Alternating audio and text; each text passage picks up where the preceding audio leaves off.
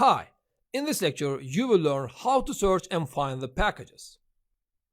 Actually, we generally find and check our packages with using the SQL Developer tool, but I will show you some other ways to find and view them too. Sometimes we need to check whether they are valid or not easier and faster with using the data dictionary views. We have a couple data dictionary views to find some information about the packages. These are user source, all source, or DBA source views, or user objects, all objects, or DBA objects views. With user source and the similar ones, we get the specific info about the packages, triggers, etc. And with user objects and similar ones, we get the general info about the packages and other objects, like if they are valid, etc. I will show you all. So let's start with finding with the SQL Developer. To do that, we simply right-click on the Packages branch in the Connections tab.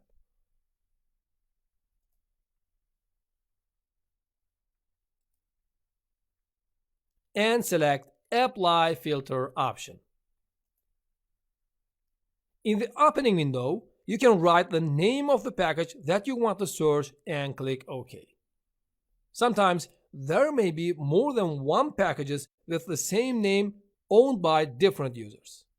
Or if you search without the full name of the package, you may have similar named packages.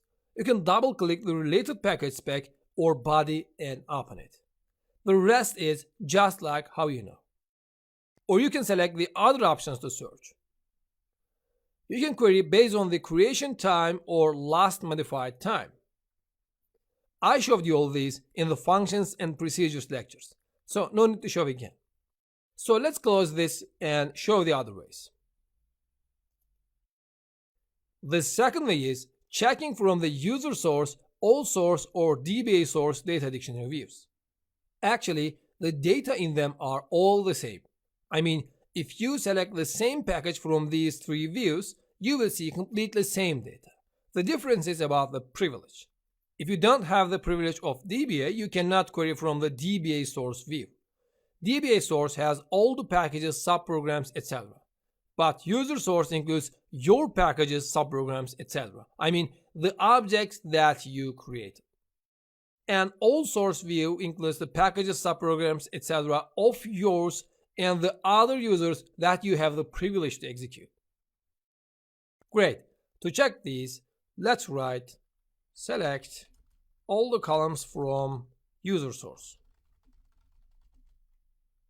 In the output, we can see the packages, subprograms, triggers, etc. that the HR user has. Because we will execute that code with the HR user. Now let's run it. As you can see, we have our procedures, packages, package bodies, types, triggers, etc. And in the text column, it has the text of the objects line by line. I have mentioned about that in the previous lectures. By the way, package specs are written as package in the type column. Now let's try to find one of them.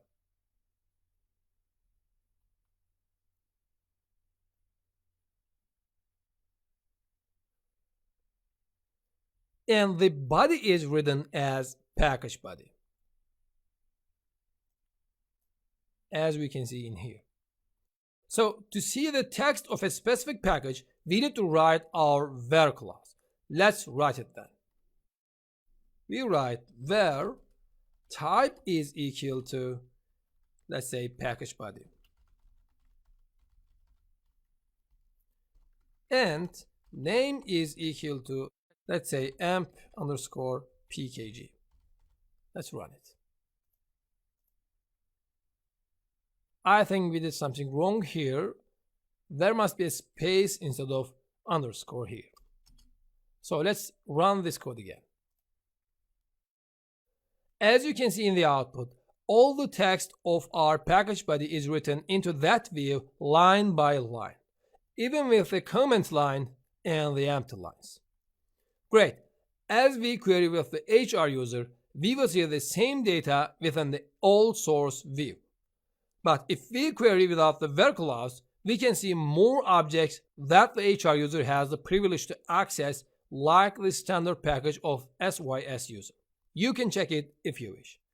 Now, if we check the columns of these views, we will see 5 columns. I explained them before, but a really important data is absent in here: the status of that object. This is important because we generally need to check whether our package is valid or not. We use that for not only the packages but also the other objects. To find that data, we query from the user objects, all objects, and DBA objects views. The only thing to change in here is changing the view name and adding object text before the column names. So let's do that. I write user objects in here, and in here I write object type. And here I write object name. And run it. Now here we can see the create date of that object, last DDL time means last compile time, and the timestamp of that time, and the states of that object. And there are some other data that's useful for the DBAs. But for us, the most important column is the status column. You can either check for the specific objects for the status, or you can query for finding all the invalid objects. Let's find all the invalid objects then. Let's delete here and write status is equal to invalid. Let's run it. As you can see, our AMP details view is invalid. We can find the invalid objects like that and validate them based on the object types. Great. Now you know how to find the packages with the tool and with the data dictionary views. So this is the end of this lecture. See you in the next lectures.